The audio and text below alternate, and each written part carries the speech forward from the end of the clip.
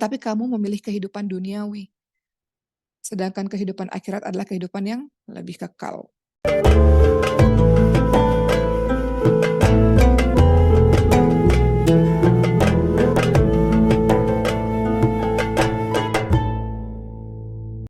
Hari ini tema kita adalah tipu daya dunia. Ini sudah sering sekali mungkin teman-teman dengar. Uma akan bahas mengenai orang-orang yang hatinya terlalu cinta kepada dunia. Cinta kepada dunia itu apa aja sih bentuknya? Cinta kepada dunia bentuknya macam-macam. Bisa mati-matian ngejar harta, bisa mati-matian kejar kedudukan, bisa mati-matian mau populer, melakukan berbagai macam hal supaya dicintai oleh orang tanpa mengindahkan larangan-larangan Allah. Kemudian cinta dunia juga termasuk jatuh cinta kepada makhluk, sehingga membuat dia akhirnya berzina dan membuat dia jauh daripada Allah SWT. Itu termasuk cinta dunia juga. Ujian-ujian dunia yang kadang-kadang kita nggak bisa tolak. Orang ujiannya macam-macam. Ada ujiannya berupa cinta dunia, termasuk cinta anak berlebihan, cinta pasangan berlebihan, cinta makhluk berlebihan, itu termasuk cinta tipu daya dunia tuh. Nah, hari ini kita akan bahas apa aja sih tanda-tanda cinta dunia, kemudian dunia itu dalam pandangan Islam itu seperti apa dan apa yang harus kita lakukan. Langsung aja bahas tentang tanda-tanda cinta dunia. Tanda-tanda kita ini mencintai dunia berlebihan. Teman-teman lihat dulu surah Al-A'la ayat 16 sampai 17. Surah Al-A'la berbunyi a'udzubillahi minasyaitonirrajim. Bal tu'thirunal hayatad dunya wal akhiratu khairu wa abqa. Kata Allah SWT dalam surah Al-A'la 16 sampai 17. Tetapi kamu memilih kehidupan duniawi, sedangkan kehidupan akhirat adalah kehidupan yang lebih kekal. Jadi di antara kita ada yang memilih kehidupan duniawi, sementara kehidupan akhirat adalah kehidupan yang lebih kekal. Maknanya apa? Teman-teman semua mau ngerasa belum tengah ya? Oke. Maknanya apa teman-teman semua? Maknanya adalah dunia ini indah. Dunia ini menggiurkan. Dan ada di antara kita yang terjangkit cinta dunia berlebihan. Tanda-tandanya apa? Pertama, tanda-tanda orang mencintai dunia berlebihan, dia mengorbankan agamanya. Dia mengorbankan agamanya dan lebih memilih kepada kekafiran. Atau dia mengorbankan agamanya demi tujuan cinta dunia itu tercapai. Apa kata Rasulullah SAW dalam hadis riwayat Muslim? Bersegeralah melakukan amalan-amalan soleh sebelum datang musibah atau sebelum datang fitnah atau musibah. Seperti potongan malam yang gelap. Bersegeralah melakukan amal soleh sebelum datang musibah seperti potongan malam yang gelap. Apa maksudnya? Yaitu seseorang yang ketika waktu pagi dalam keadaan beriman, sore hari nggak beriman. Ada pula yang sore harinya beriman, pagi harinya nggak beriman. Dia menjual agamanya karena sedikit dari keuntungan dunia. Dia menjual agamanya untuk mendapat keuntungan dunia yang cuma sedikit. Hadis riwayat Muslim. Apa maksudnya menjual agama? Apa maksudnya menjual agama? Menjual agama di sini maksudnya apa? Menukar agama kita dengan harta. Maksudnya apa? Mencari harta dengan cara yang haram. Menukar agama kita, menjual agama kita dengan kekuasaan. Maksudnya apa? Melakukan berbagai macam cara untuk dapat sebuah kekuasaan. Menukar atau menjual agama kita dengan kedudukan, menjual atau menukar agama kita dengan orang yang kita cintai. Artinya apa? Artinya Rasulullah ingin ingatkan kepada kita, bersegeralah melakukan amal soleh, karena nanti akan ada kejadian, paginya solehnya minta ampun, malamnya dia buat dosa. Atau malamnya soleh luar biasa, paginya dia buat dosa. Menjual agamanya itu maksudnya dia menukar agamanya dengan perempuan atau laki-laki gitu ya. Orang kalau udah jatuh cinta, sesoleh apapun dia, sehafal dia nah teman-teman semua. Perbuatan zina nggak ujuk-ujuk langsung zina. Diawali dengan yang sedikit-sedikit dulu, baru nanti akan menuju kepada zina. Dia menjual agamanya dengan untuk dapat sebuah kedudukan. Dia menjual agamanya untuk menukarnya dengan harta. Jadi itu yang dimaksud dalam hadis Rasulullah SAW. Untuk lebih memahami, Uma ingin menceritakan satu kisah sebelum kita membahas tentang banyak hal tentang bagaimana sih pandangan Islam terhadap dunia. Uh, ada seseorang bernama Abdah bin Abdurrahim. Abdah bin Abdurrahim. Beliau mengisahkan satu kisah. mengenai seorang penghafal Quran. Uma sengaja mengambil kisah ini karena mayoritas di sini yang bergabung adalah para penghafal Quran. Siapa Abdurrahman bin Abdurrahman ini? Beliau mengisahkan sebuah kisah uh, di masa tabi'in ya. Bagaimana pada saat itu para pasukan Islam hendak bertempur melawan Romawi. Seseorang ini yang tidak disebutkan namanya, si Fulan ini, dikisahkan oleh Abdullah bin Abdurrahman, adalah seseorang pemuda yang hafal Quran, terkenal dengan keilmuannya, kezuhudannya, ibadahnya, puasa Daudnya luar biasa, ibadahnya Masya Allah luar biasa.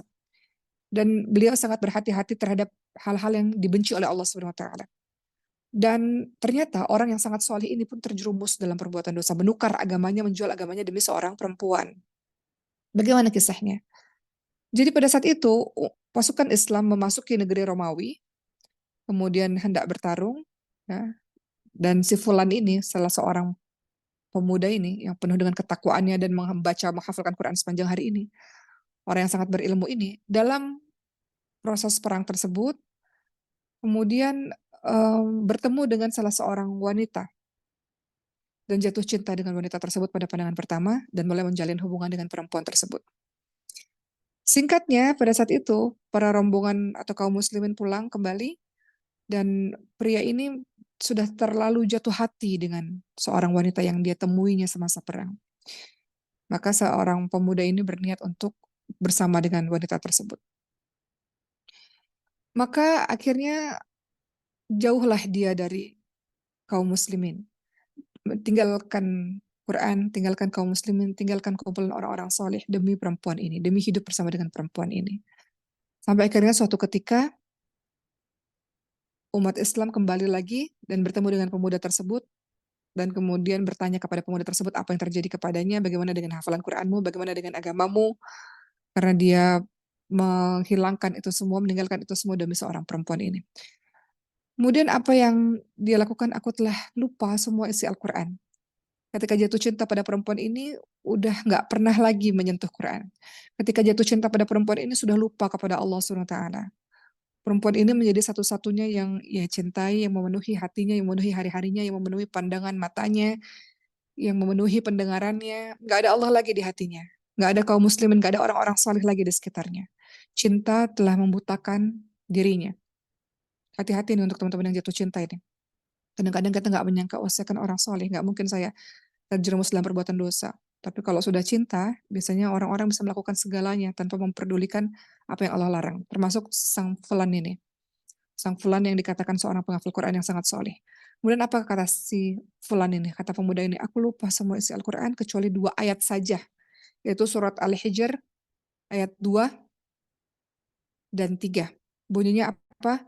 A'udzubillahi minasyaitonirrajim. Dari semua Quran yang beliau hafalkan, beliau cuma ingat 2 ayat aja. Apa kata beliau? Rubama yawaddul ladina kafaru law kanu muslimin daruhum ya'kulu wa yatamatta'u wa yulhihimul amal fasawfa ya'lamun. Dalam surah Al-Hijr ayat 2 dan 3. Biarkan mereka di dunia makan dan bersenang-senang dan dilalaikan oleh angan-angan yang kosong, kelak mereka akan mengetahui apa perbuatan mereka. Jadi 2 ayat yang beliau hafal ini seolah-olah menjadi ayat untuk nasihat bagi dirinya sendiri. Biarkan di dunia orang-orang ini bersenang-senang, makan-makan, dilalaikan dengan angan-angan yang kosong. Kelak mereka akan mengetahui perbuatan mereka. Jadi ayat ini adalah peringatan Allah Subhanahu wa taala yang terakhir untuknya, namun beliau nggak menggubrisnya, beliau tidak memperdulikannya. Beliau nggak memperdulikan ayat-ayat Allah. Begitu pula dengan sebagian dari kita, teman-teman semua. Dan kita semua, ini orang-orang yang belajar agama. Kita ini ngafalin Quran. Teman-teman atau teman-teman yang nggak ngafalin Quran, teman-teman dengar ceramah pada hari ini. Teman-teman tahu ayat-ayat Allah. Teman-teman tahu ancaman Allah Subhanahu wa taala. Tapi kadang-kadang kita nggak mengindahkan, nggak mendengarkan, bersikap seolah lupa dengan ayat-ayat Allah Subhanahu wa taala. Kadang-kadang kita ini adalah orang yang merasa nggak apa-apa buat dosa, atau Allah Maha Pengampun. Nggak apa-apa buat dosa, atau Allah akan selalu menerima keadaan saya. Kadang-kadang kita ini adalah orang yang seperti disebutkan Rasulullah SAW paginya beriman, sorenya maksiat, sorenya kufur. Jual agama demi orang yang engkau cintai, atau menjual agama demi harta, menjual agama untuk urusan-urusan dunia. Kata Allah apa dalam surah Al-Hijr 2 dan 3? Biarin aja. Mereka di dunia senang-senang dengan angan-angan mereka yang kosong. Kelak mereka akan tahu akibat dari perbuatan mereka. Allah Maha melihat, Allah Maha mengetahui, Allah Maha mendengar apapun yang kau lakukan dalam kesendirian. Dan ini adalah tanda-tanda orang-orang yang cinta dunia. Dia tahu bahwa Allah larang tapi dia masih lakukan. Tanda-tanda orang cinta dunia yang pertama adalah apa? Adalah mereka yang menjual agamanya. Agama yang sudah engkau pelajari mati Allah yang tidak pernah meninggalkanmu selama ini. Coba ingat-ingat. Allah nggak pernah ninggalin kita. Dalam keadaan sulit Allah nggak pernah ninggalin kita. Tapi kita saat kita maksiat kita ninggalin Allah. Ya kan kita nggak ingat Allah lagi lihat kita kan. Kalau kita lagi maksiat. Itu gila dengan dunianya, maka itu akan memudaratkan akhiratnya. Siapa yang begitu cinta pada akhiratnya, maka itu akan mengurangi kecintaannya kepada dunia. Dahulukan negeri yang kekal abadi itu akhirat dari negeri yang fana atau dunia. Ketiga, apa tanda kita cinta dunia? Kurang mendapatkan kelezatan ketika kita berzikir kepada Allah Subhanahu wa taala. Gak ada rasanya. Tonton baca Quran gak ada rasanya. Tonton berzikir gak ada rasanya. Zikir, mengingat Allah, bagi hati itu kedudukannya seperti makanan untuk badan, teman-teman semua. Kedudukan zikir itu seperti makanan untuk badan. Ketika badan kita sakit, makanan jadi nggak lezat, ya kan? Demikian pula hati. Kalau hatinya lagi sakit, mikirnya nggak terasa nikmat. Kapan hati itu lagi sakit? Ketika seseorang sedang cinta dunia secara berlebih-lebihan. Baca ayat-ayat Quran nggak berasa di hati. Yang biasanya baca ayat Quran menggetarkan hati, nggak ada lagi rasanya di hati. Yang biasanya menyebutkan nama Allah Subhanallah, Alhamdulillah, wa la ilaha illallah, Allahu Akbar, astagfirullahaladzim, membuat kita menangis, nggak ada rasanya lagi di dalam hati. Kenapa? Karena hatimu sedang sakit. Kenapa hatimu sakit? Karena engkau sedang mencintai dunia secara berlebihan. Sekarang kita ingat-ingat lagi, posisi kita ini lagi di mana? Hati kita ini di mana? Masing-masing kita posisi hatinya beda-beda, teman-teman semua. Dan di antara kita posisi hati yang lagi taat sekali kepada Allah SWT, iri dengan orang-orang kayak gitu, dan bersyukur kepada Allah, kau punya posisi hati yang sekarang lagi taat kepada Allah. Tapi di antara kita ada yang posisi hatinya gersang, kosong, nangis sama Allah SWT ketika dalam keadaan hati yang seperti itu. Karena kurang mendapatkan kelezatan ketika engkau berzikir atau baca Quran, ketika engkau sholat, gak ada rasa sama sekali. Kenapa? Karena ada dosa yang kau kerjakan sampai hari ini. Maka teman-teman semua, tadi kita sudah bahas mengenai tanda-tanda cinta dunia. Sekarang mau bahas sedikit mengenai pandangan dunia, pandangan Islam terhadap dunia. Pandangan Islam terhadap dunia. Dunia ini apa sih? Yang kita kejar mati-matian, yang kita hidup sekarang di dalamnya ini apa sih sebenarnya? Teman-teman pernah nggak sih, Uma beberapa waktu yang lalu pernah ngeliat satu video, ada seorang yang mengatakan begini, aku kok ngerasa hidupku kayaknya lebih baik mati aja deh gitu. Kayaknya lebih baik mati aja deh. Ada beberapa orang yang mau melihat videonya mereka bilang, antara hidup dan mati kayaknya sama aja gitu. Kayaknya nggak punya semangat hidup. Pernah nggak? Pernah nggak ada di fase itu gitu? Nggak tahu hidup mau ngapain, nggak punya semangat hidup dan mati kayaknya sama aja. Nggak ada apa ya keceriaan dalam kehidupan misalnya. Ada beberapa orang yang ngalamin fase-fase seperti itu. Mungkin beberapa teman di sini belum mengalami itu, tapi ada beberapa orang yang dalam fase yang apa sih dunia ini ngapain sih gitu. Ada yang kayak gitu. Nah sekarang Uma ingin menyampaikan pada teman-teman semua, kalau tadi kita sudah bahas mengenai tanda orang yang cinta dunia, sekarang Uma mau bahas mengenai pandangan Islam mengenai dunia. Supaya kalau terjadi apa-apa kepada dirimu, engkau tidak terlalu terpuruk, engkau tidak terlalu merasa engkau yang orang yang paling menyedihkan di muka bumi ini, enggak. Karena pandangan dunia dalam agama itu enggak ada artinya sama sekali. Mari kita lihat, supaya kita nggak tertipu terhadap dunia. Karena kadang-kadang kita kejar dunia ini mati-matian. Kita kejar cinta makhluk, kita kejar cinta harta, cinta kedudukan, mau populer dengan berbagai macam cara atau apapun itu, kita tertipu dengan dunia yang fana ini. Maka, Uma akan bahas mengenai dunia dalam pandangan Islam itu seperti apa. Coba teman-teman lihat yang pertama. Dunia dalam pandangan Islam bahwa dunia ini adalah senda gurau dan permainan saja. Dunia ini adalah senda gurau dan permainan saja. Al-Ankabut ayat 64. Wa ma hadhil hayatud dunya illa lahu wa la'iba wa inad daral akhirata lahiyal hayawan lau kanu ya'lamun. Dalam surah Al-Ankabut ayat 64. Apa kata Allah Subhanahu wa taala? Dan kehidupan dunia ini adalah senda gurau, permainan. Dan sesungguhnya akhirat itu adalah yang sebenarnya. sekiranya mereka mengetahui. Jadi dunia digambarkan sebagai main-main aja, gurauan aja, bercandaan aja.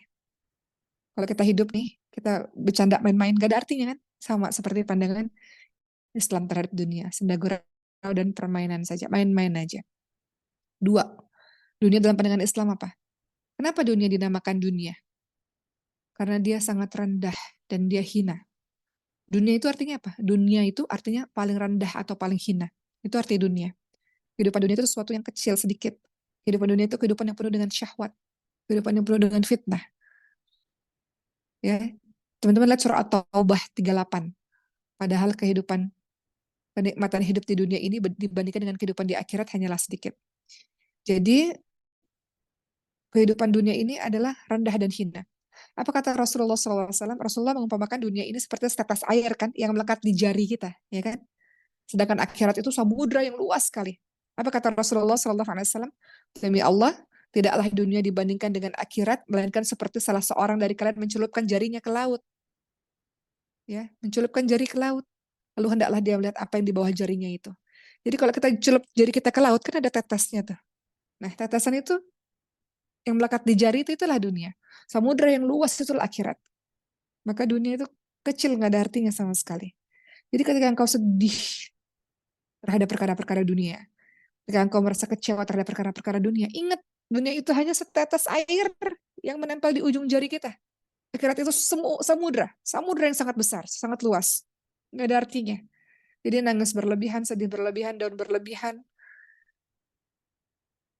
nggak ada artinya. Dunia cuman satu tetes air di ujung jarimu itu. Kemudian apalagi pandangan Islam terhadap dunia? Dunia ini adalah sesuatu yang dilaknat oleh Allah SWT. Apa maksudnya? Apa-apa saja yang melalaikan manusia dari ibadah kepada Allah, maka dia terlaknat. Ya, apa kata Rasulullah? Ketahuilah sesungguhnya dunia itu dilaknat. Dan dilaknat apa yang ada di dalamnya. Kecuali zikir kepada Allah SWT dan ketaatan kepada Allah SWT. Kecuali orang-orang berilmu dan orang-orang yang mempelajari ilmu. Jadi segala sesuatu yang melalaikan, dilaknat oleh Allah SWT. Termasuk dunia. Kecuali mereka yang berzikir mengingat Allah SWT. Keempat, gambaran dunia supaya teman-teman sadar dunia ini kecil, nggak ada artinya sama sekali. Jadi kalau terjadi apa-apa, kita baik-baik aja. Karena dunia ini kecil, kita akan masuk ke dalam kehidupan abadi yang lebih luas, samudera yang lebih luas, yaitu akhirat. Sebelum Umar masuk ke makna tentang dunia dalam Islam, Umar mau kasih tahu seorang teman, cerita sedikit ya supaya teman-teman memahami betapa dunia ini kecil dalam pandangannya. Kami sama-sama terlibat dalam urusan dakwah di Mesir ini. Umar ketemu ketika di taman ya. Umar waktu itu ngisi kajian di taman. Kemudian beliau bilang, Umar saya pengen banget buat komunitas dakwah untuk mengkader para pendakwah. Gimana ya caranya? Akhirnya ketika Umar mau buat Masjidul Hufaz, di Masjidul Hufaz ini ada kelas untuk para pendakwah untuk menjadikan diri sebagai pendakwah gitu. Akhirnya Umar panggil beliau karena Umar ingat beliau dan beliau jadi ketua dalam program itu namanya Faswah, Fasih Quran, Fasih Dakwah, programnya Masjidul Hufaz. Beliau menjalankan program itu sukses alhamdulillah selama hampir kurang lebih 3 mingguan atau 1 bulan ya. Beliau berhasil membuat program itu mengkader 50 orang untuk menjadi seorang dai. Tiba-tiba Umar dapat kabar, Umar kemarin baru jenguk juga, dapat kabar tiba-tiba beliau masuk ICU. Kemudian ternyata masuk ICU karena gagal ginjal. Pas Umar datang ke ICU, Masya Allah ya, Masya Allah, nggak ada air mata, nggak ada kesedihan, nggak ada keluhan sama sekali. Umar datang kepada beliau, dan Umar katakan, beliau cerita, saya nggak punya riwayat sakit apapun, saya minum sehat, makan sehat, olahraga, hidup saya baik-baik aja, nggak ada gejala-gejala apapun. Tiba-tiba secara mendadak Allah vonis dengan gagal ginjal dan harus cuci darah dan harus masuk ICU. Jadi ketika di ICU masih bisa bicara sama Umar pada saat itu. Itu terjadi dalam hitungan minggu, beberapa bulan mungkin, Umar nggak tahu. Jadi nggak ada tanda-tandanya. Tiba-tiba gagal ginjal, cuci darah, masih muda usianya 20 tahunan, usia teman-teman semua. Kemudian masuk ICU. Kemudian Umar berdoa kepadanya, berdoa kepada Allah SWT untuknya ya. Astagfirullahaladzim rabbil arsyil azim ayashfiyak gitu. Atau Allahumma rabbana sathibil ba'sa ishfa anta syafi la shifa'a illa shifa'uka shifa'a la yughadiru saqama. Jadi berdoa bareng-bareng di ICU tersebut. Dan Umar tahu beliau mau nangis pada saat itu. Cuman beliau tahan, beliau nggak mau menunjukkan kesedihan dan kelemahannya di depan orang. Sama sekali. Beliau bilang, saya ini apa yang terjadi pada saya nggak ada apa-apanya dibanding orang-orang Palestina sana. Saya harus semangat karena masih banyak program-program dakwah yang harus dikerjakan, itu kata beliau. Jadi mau bilang, abis ini apa nih? Gimana nih? Apa rasanya? Enggak, saya harus sehat karena masih banyak program-program dakwah yang harus diselesaikan. Kemarin semalam beliau sudah dikeluarkan dari ICU. Uma bersyukur alhamdulillah, tiba-tiba dapat kabar lagi masuk ICU lagi karena sesak nafas. Jadi kalau teman-teman belajar dari kisah ini, teman-teman semua, kita nggak pernah tahu apa yang terjadi kepada diri kita. Orang yang sehat seperti beliau tiba-tiba dalam hitungan beberapa hari langsung dinyatakan gagal ginjal dan masuk ICU, langsung cuci darah. Sekarang udah cuci darah sebanyak 5 kali dalam beberapa hari ini. Dan kemudian apa kata beliau? Beliau ngelihat dunia ini kecil aja. Nggak buat beliau jadi patah semangat, nggak buat beliau jadi sedih berlarut-larut, nggak. Beliau cuma bilang nggak apa-apa, kemarin udah dikasih banyak kesehatan kok, dan nggak ada apa-apanya dibanding kesulitan orang-orang Palestina sana. Pemikiran ini hanya bisa didapatkan oleh orang-orang yang menganggap dunia itu nggak ada artinya sama sekali, teman-teman semua.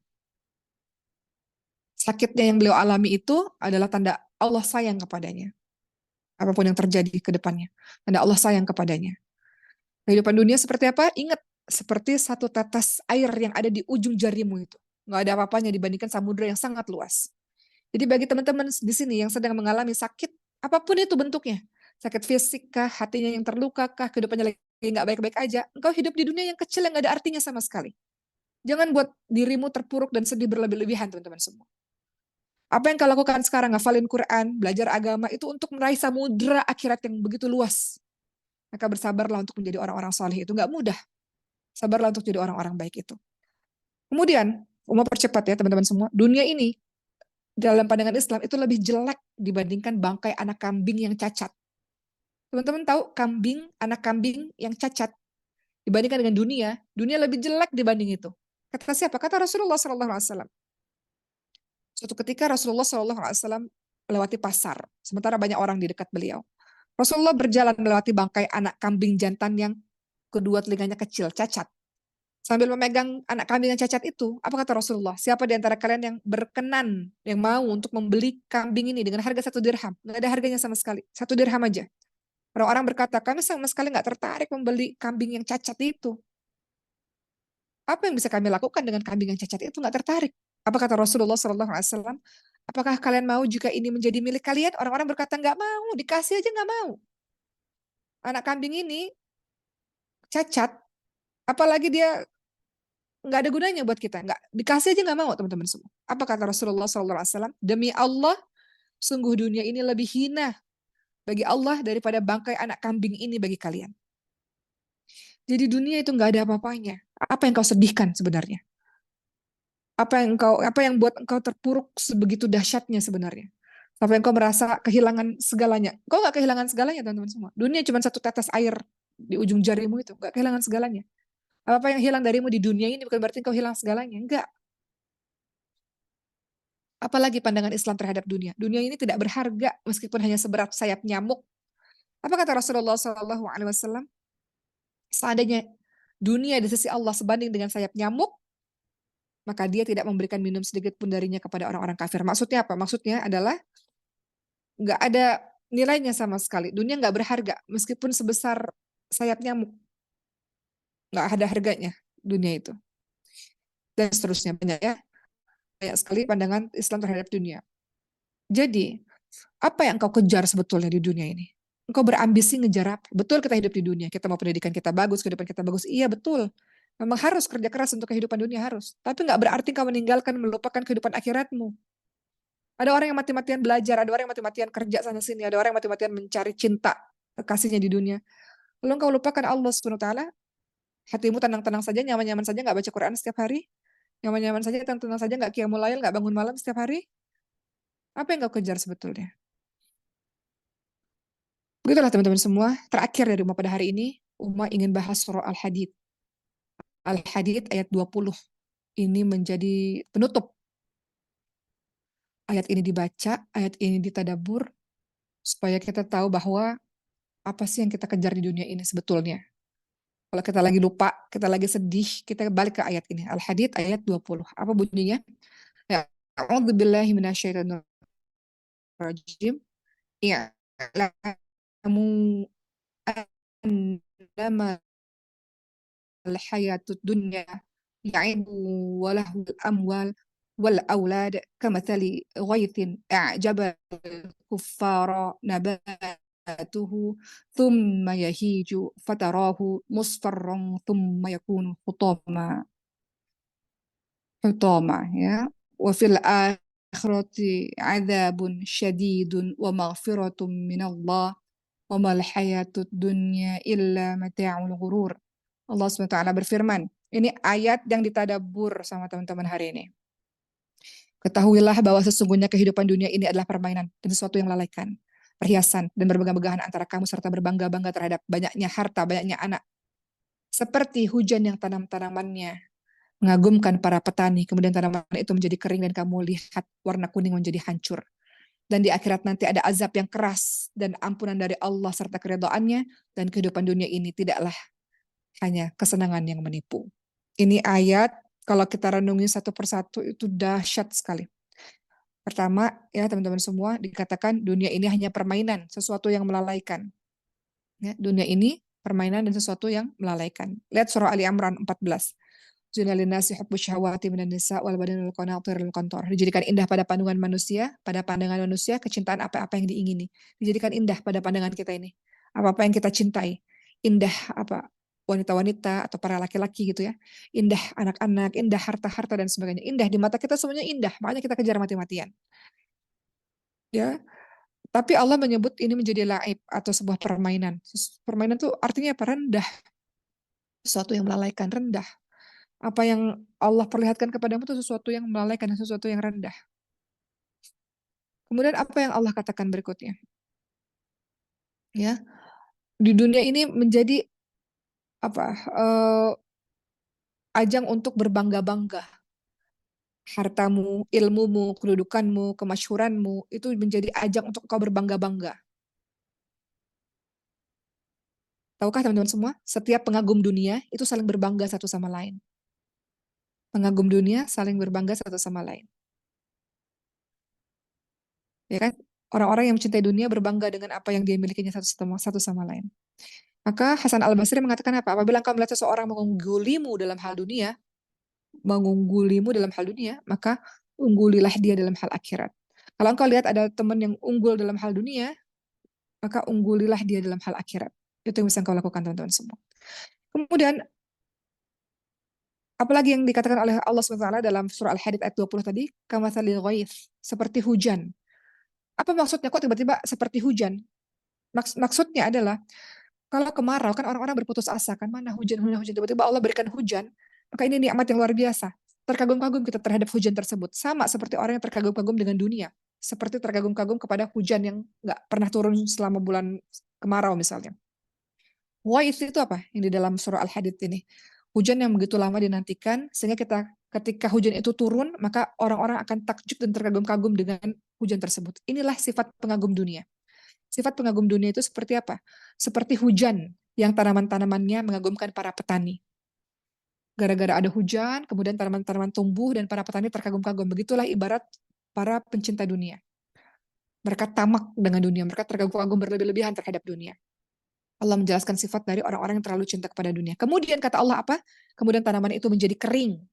Dan kamu lihat warna kuning itu, kemudian ia menjadi hancur.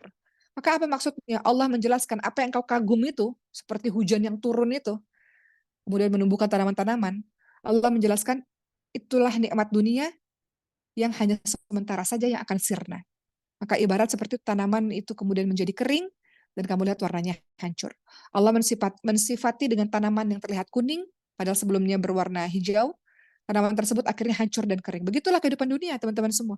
Awalnya berada dalam masa-masa yang bahagia, masa yang bagus, kemudian akhirnya dalam keadaan yang hilang.